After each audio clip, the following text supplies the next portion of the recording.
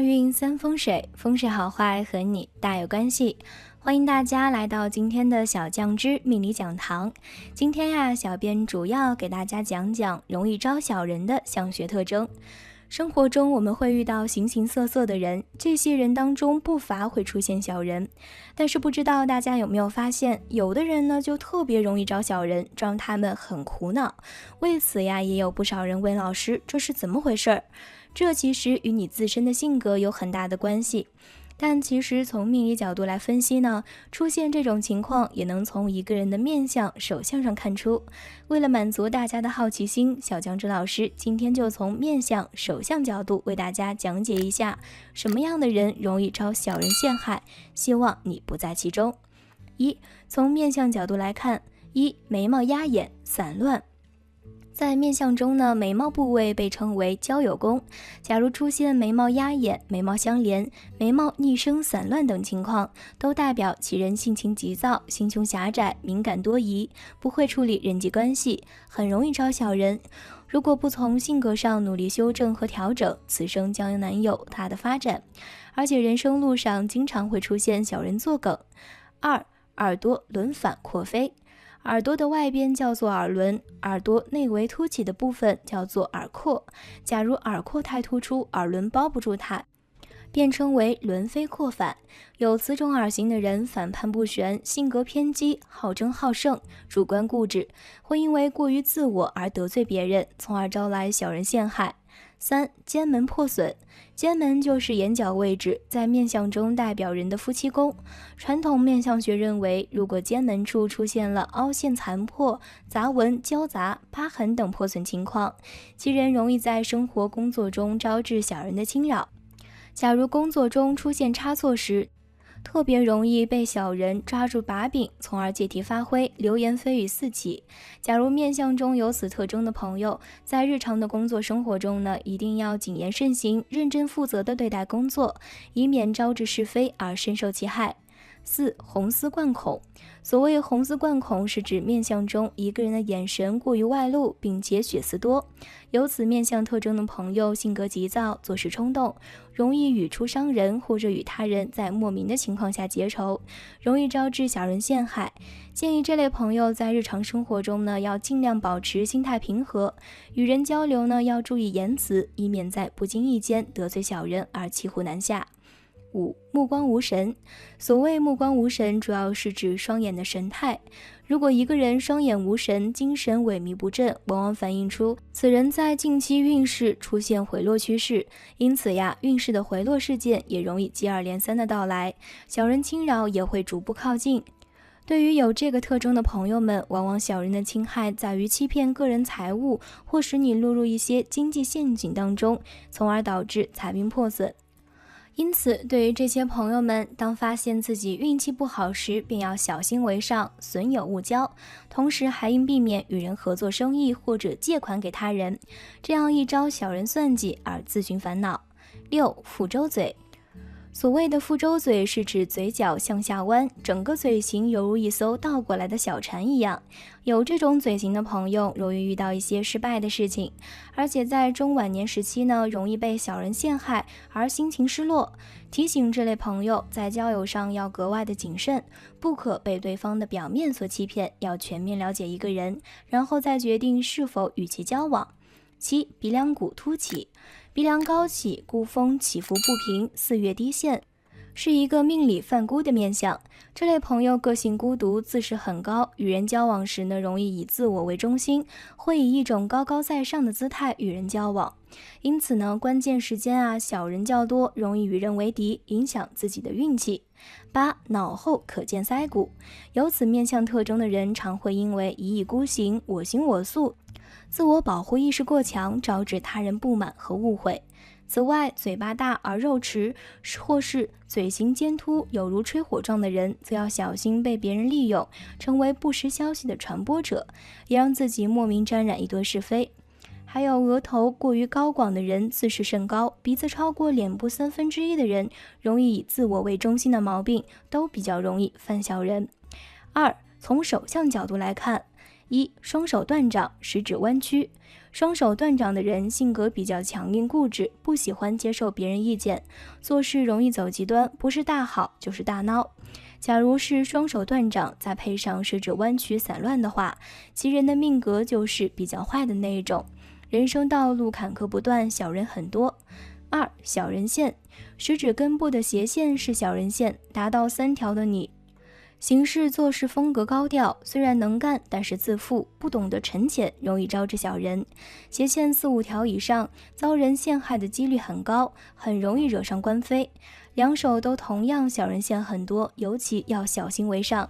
愿意礼让一个人是一种美德，行事许可下，不妨多留一点余地和面子给别人。此外呀，与人相处请尽量在对立扩大前做好沟通和协调，化解彼此的误会。3、狭义纹，生命线内部的横纹视为狭义纹。狭义纹划破生命线，表示你对朋友的真心付出和情谊相挺，朋友不但不珍惜，甚至还会列欣喜，加以利用，譬如打着你的名号招摇撞骗，造成你的名誉和财产损失。虽然你对朋友热忱又尽心尽力，但你周遭多小人之辈，结交朋友需谨慎小心。假如狭义纹没穿破生命线，你会衡量自己的能力来帮助朋友，和朋友之间互动是有来有往，互相帮忙。在江湖行走，的确不能靠自己单打独斗，你是结交朋友利人利己的典范，分寸拿捏得很不赖，有本事把朋友变为贵人。以上这些相学特征特别容易招小人，如果你在其中，那么就需要注意了。假如发现自己人际关系不好，处处有小人阻挠，一定要多找找自身的问题，多看看自己的性格和为人处事上有哪些不足。如果能够及时修正这些不足，伴随着你的付出，身边的小人会越来越少，贵人会越来越多。而且呀，你也一定会风生水起，交好运的。随着年龄的增长，我们的脸上也出现了各种错综复杂的纹路。从面相角度来分析呢，脸上的纹路也有一定的吉凶含义。俗话说面无善纹，意思是说呀，脸上的纹路都是凶纹。根据小酱汁多年来的看相经验，这个说法是片面的，脸上的纹路吉凶也需要结合纹路的位置、形状来看。今天啊，小酱汁就来给大家讲一下面相中常见的凶纹和富贵纹，大家可以结合自身情况了解一下，看看你脸上的纹路是吉还是凶。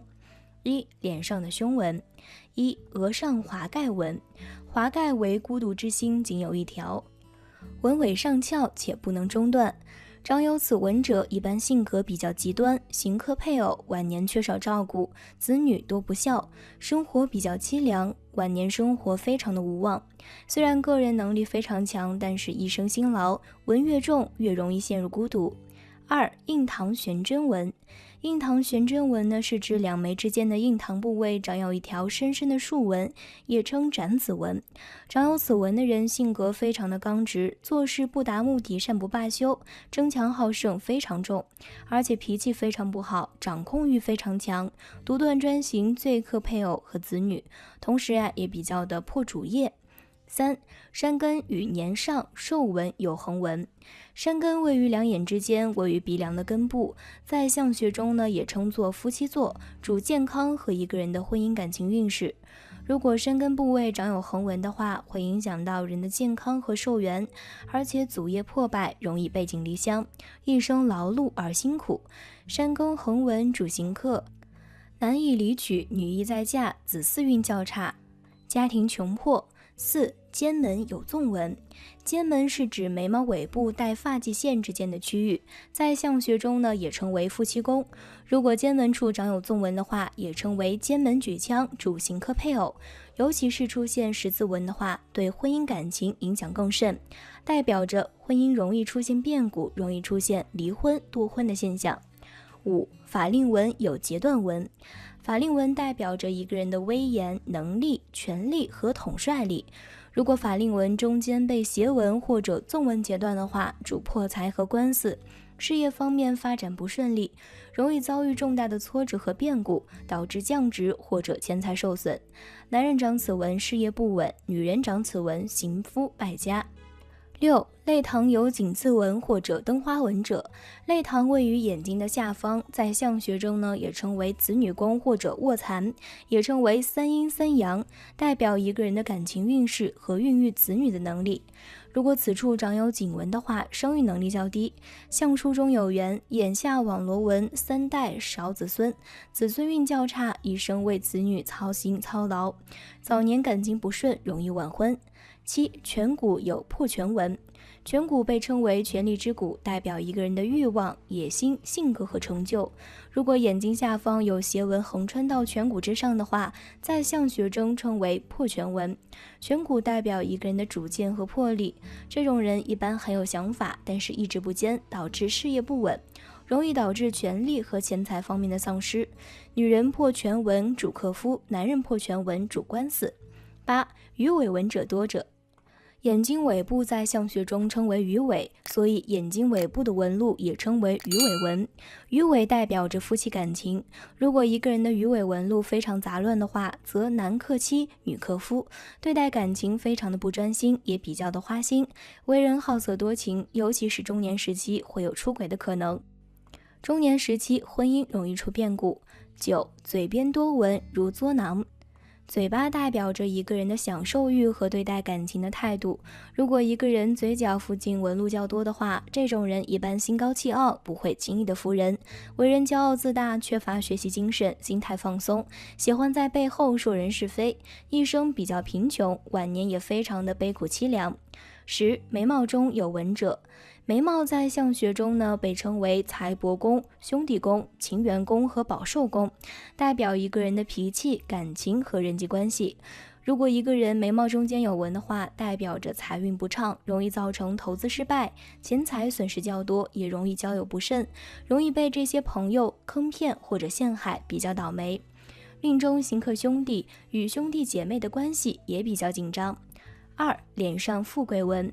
1. 额头伏羲纹，伏羲纹指的是额头有3道纹线，而且纹尾全部向上翘起，也称为偃月纹。此纹主贵，长有此纹的人性情温顺，待人比较随和，而且为人正直，心地也非常的善良，做事稳重踏实，认真仔细，考虑问题也非常的严谨，人缘非常的好，很受周围人的爱戴和欢迎，一生长寿富贵，厄运和灾难较少，非常的有凝聚力，能得到周围人的钦佩和幸福，是非常适合从政的。不过操心的事情太多，一辈子也是劳心劳力。2. 额头山字纹，山字纹非常的罕见，但是特征呢也比较明显，整个纹路就像汉字山一样。拥有此纹的话，一般家境出身不太好，可能很早就需要步入社会打拼，家中能给予的帮助较少，凡事都得靠自己。不过见多识广，经历也比较丰富，从小便能积攒下非常丰富的经验和人脉，往往能够在年轻时便打拼出一番事业，发达较早，一生富贵长寿，也是非常适合入仕的。不过晚年运不太好，容易陷入孤独。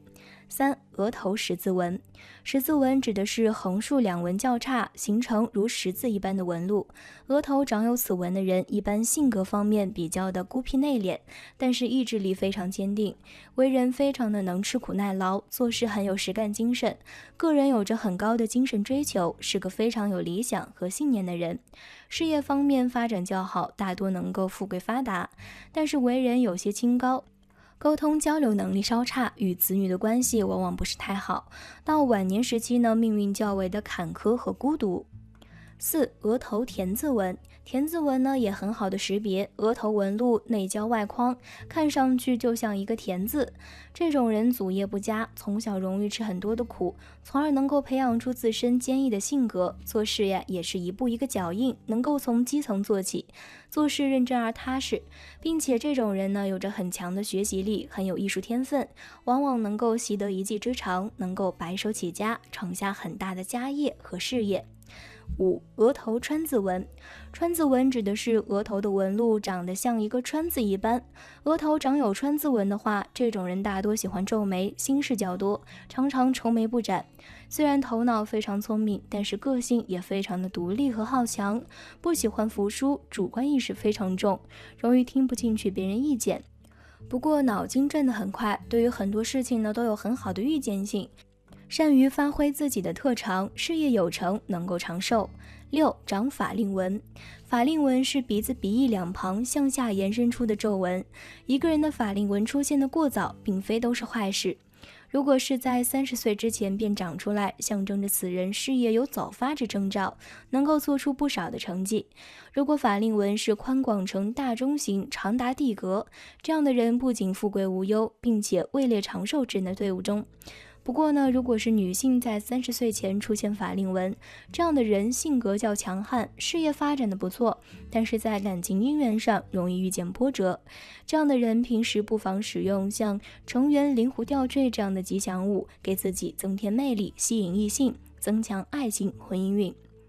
7. 眼角长鱼尾纹。鱼尾纹是出现在人的眼角和鬓角之间的皱纹，纹路与鱼尾巴相似。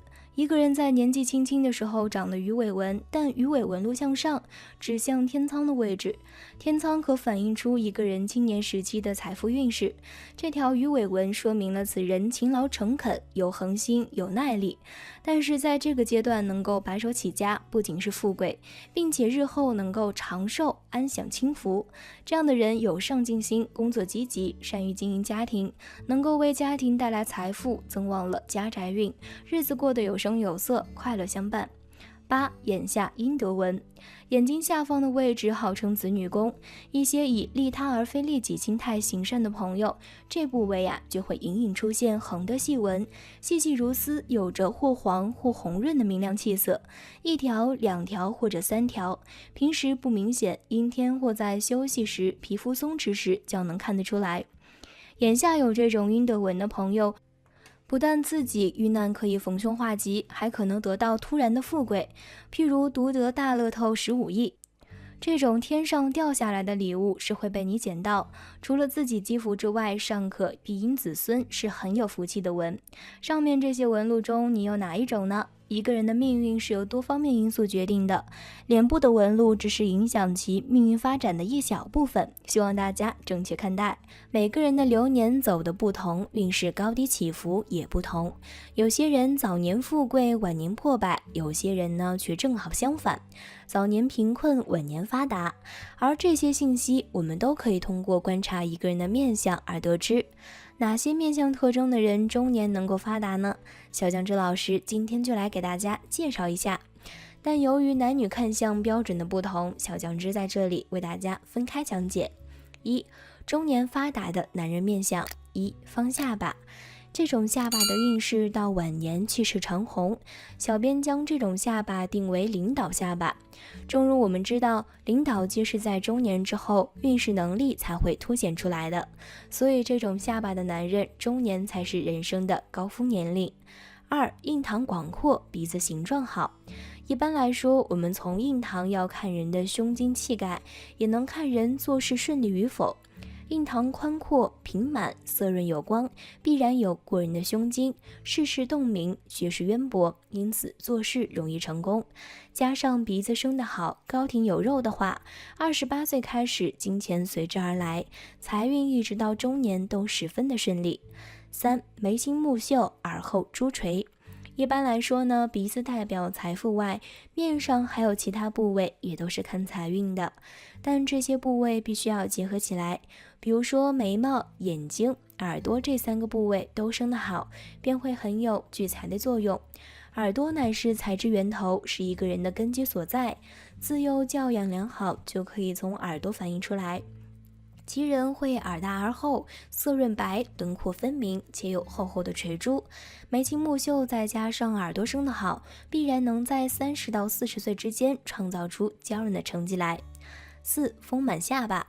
这种下巴的运势特点也是很明显的，下巴饱满微兜是极佳的下巴，中年财运呢也一定不差。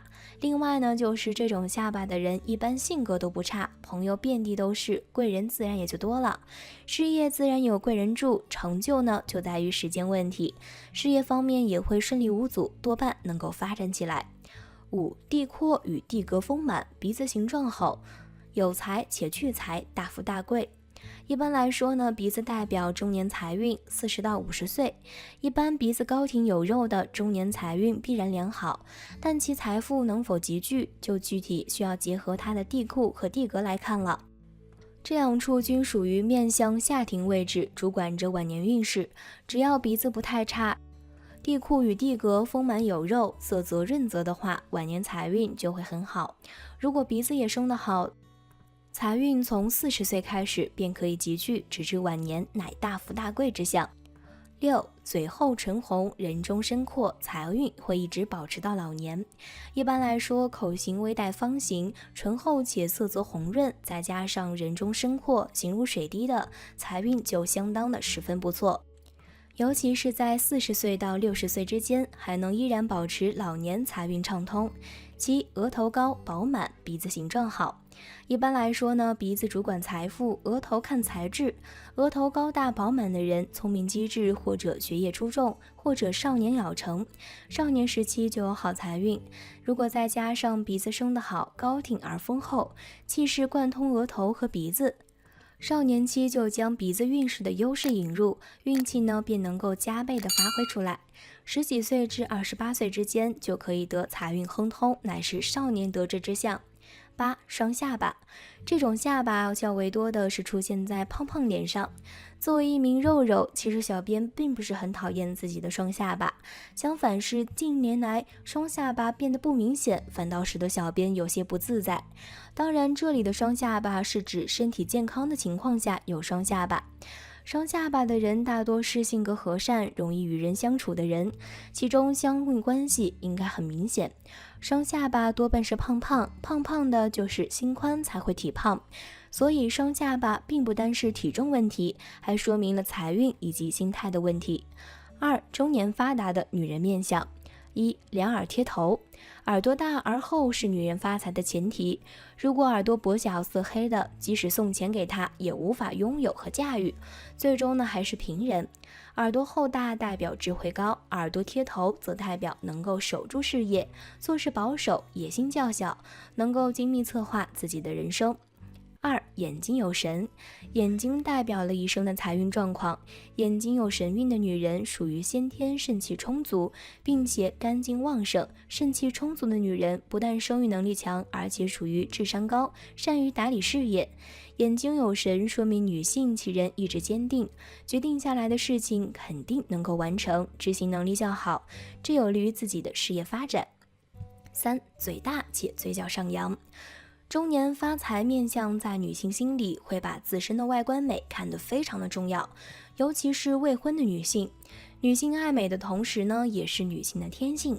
很多女性都希望自己有一个樱桃小嘴来衬托自己的外观美，有的甚至去做整容来提升自己的美观度。更有的女性会因为嘴大而不好看而给自己的内心带来一种自卑感。其实呢，完全没有必要刻意去追求这方面。嘴大呢有嘴大的好处，正所谓呀，嘴大吃四方。嘴大的女性针对财运而言，是往往要比嘴小的人更有福气。尤其是嘴角上扬的女人，能够给自己带来很好的财富，是一张千金难得的一张嘴，助财运旺。4. 眉毛柔顺且长势好，中年发财面相的这种女性，从外表看起来就是属于比较有气质的女性，给人一种很舒服的感觉。这样的眉毛会给自身增添人气，具有性情温和，而且气宇轩昂，内心不急不躁，无论对人对事都有一颗平常心来待之。有此特征的女性往往具有很好的偏财运，适合经商。5. 鼻梁有力，鼻梁平直，鼻头有肉，鼻翼微微外张，山根较高。这样的鼻子形状属于赚钱能力强，而且还会善于守财，并且发财的年龄段主要集中在中年。鼻梁代表了中年运势，鼻高的女人中年能力发挥良好，主控自己的事业，获得更多的财富。6. 双下巴，中年发财面相双下巴的女性为富贵之命。很多人呢喜欢线条之美，觉得自己有一个双下巴，脸部缺乏线条之美而想去剪掉。虽然这样就美丽了，但殊不知这样一剪，把自身的财库给戳了一个洞，导致财运上的流失。而有双下巴的女性被称之为旺夫的面相，不仅仅自身的财运好，而且会给自己的爱人带来事业运上一个很大的提升。除此之外呢，双下巴的女性针对自己的爱情深厚，性情笃实，而且心胸宽广，无论是在交际还是为人方面呢，都会得到别人的认可和赞赏。7. 四方脸。四方脸的特点是腮骨饱满，但是不外张，这样的脸型是属于最抗压的类型，能够吃苦不灰心，刻苦励志达到目的，尤其在中年运势最佳，能够发财发福。方形脸的人性格沉稳，一步一个脚印，绝对不会做出一些冒险的事情，这使得在经商上能够保证自己不会出现太大的损失。8. 颧骨高耸但不尖锐，嘴角上翘但不露齿。中年发财面相高颧骨的面相，向来是被认为性格坚韧、权力欲望强烈的象征。虽然这种面相在中年发财的女人面相当中并不常见，毕竟高颧骨往往说明其人阳气过盛，但只要颧骨不尖锐的话，女性身上的严厉之气还是能够被逐步减弱的。中年发财面相嘴部面相最好的就是嘴唇薄而润泽，时刻带有笑容，说明其人的性格相当的积极向上，是典型的乐天派。这样的人即便是在工作当中遭遇了某些困难，也能够很快的找到解决办法，而不是不断的抱怨，表现的如同100%的失败者。当然有微笑，最好还是不要露出牙齿，否则呢会给人一种傻里傻气的感觉，印象上就会不断的掉分。最好的笑容呢就是笑不露齿，自然不做作。9. 额头较高。额头代表了女人的前程和丈夫的运势，额头低瘪的女人早年艰辛，而且中年多破财，而额头较高的女人早年与中年运势均较好，财运自然多。额头较高面相堪称是最常见的中年发财的女人面相，像是高额头代表着其人天庭饱满，这是头脑聪慧、善于谋划的象征，说明女性无论是在事业上还是步入仕途，都能够拥有非常不错的运势，能够不断的发展起来。老师上面总结的面相特征，你有中几个呢？